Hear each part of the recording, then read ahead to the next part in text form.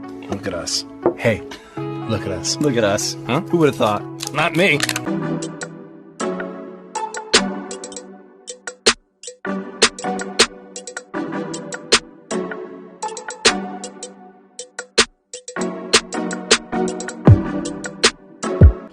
What's up, guys, and welcome back to another edition of Baking with Weed. Yay, yay! And on today's episode, we're going to be making infused cookies and cream cookies. Now, before we jump into the video, we're going to put up the ingredients to the recipe just so y'all can follow along. If you want to take a moment to write the steps down, go ahead and pause that video.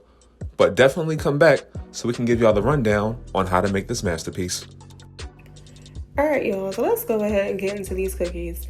Now, before you want to start mixing your cookies up, you want to first go ahead and get your dry ingredients together first.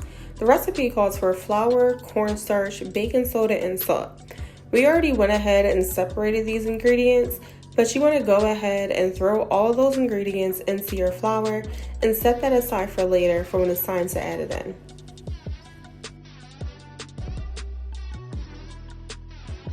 So you want to make sure your cream cheese has had the chance to come to room temperature. This is going to allow you to have the smoothest blend possible and also allow you to make sure that your ingredients are being evenly distributed as we are mixing everything together. Once your cream cheese has come to a smooth, light consistency, you can go ahead and then throw in your can of butter or your regular butter if you are making these non-infused.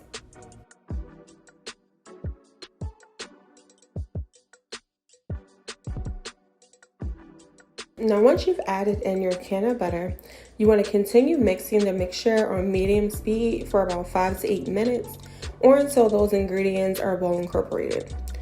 This is some cannabutter that we've actually made about 2 weeks ago, and I'm using about 36 grams of some wedding cake to about 2 cups of butter. So if you guys would like to check out a video on how we made that, stay tuned and be sure to subscribe below so you can get updates on our channel.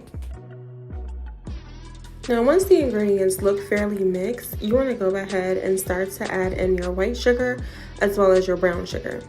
Now, in this case, we've actually substituted our white sugar for our cannasugar that we made, which I'll go ahead and provide a link below to that video so that you guys can go ahead and check that out as well.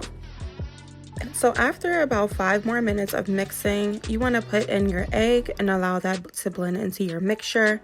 Then follow it up with your 2 teaspoons of vanilla extract and continue to let it all mix together for about another 2 to 3 minutes while also scraping all the sides until all the ingredients are well combined. So once those ingredients have combined well together, you want to go ahead and grab your dry ingredients and slowly add them in. You want to do this very slowly so that it does not go everywhere and then make a mess, and then you'll also lose some of your needed ingredients in that process if you do so. Now, once your ingredients have incorporated well together with the batter, you can then go ahead and mix in or fold in your white chocolate chips and your crushed Oreos. If you are doing this on a mixer, you want to mix them in very slowly, pausing in between on the lowest speed possible, or you can just take out a wooden spoon and fold in the chips and cookies.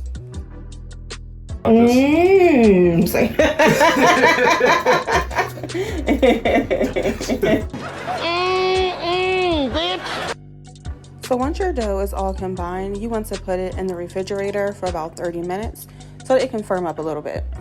After that 30 minutes, you can take it out and then divvy it up onto your cookie sheet. You can use either an ice cream scoop like I'm using or just grab a teaspoon. This recipe yields about 4 dozen cookies, so either you can scale the measurements down to make less or freeze the extra dough for up to 2 months.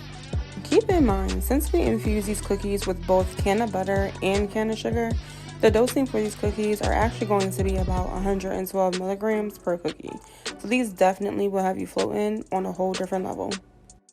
Once your cookies are ready, you can go ahead and throw them in the oven at 350 degrees for about 9 to 10 minutes or until the edges are just about brown.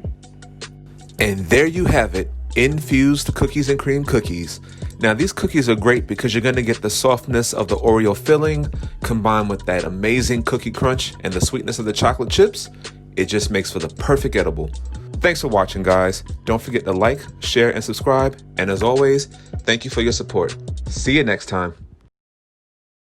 Some real high-level Food Network stuff, huh?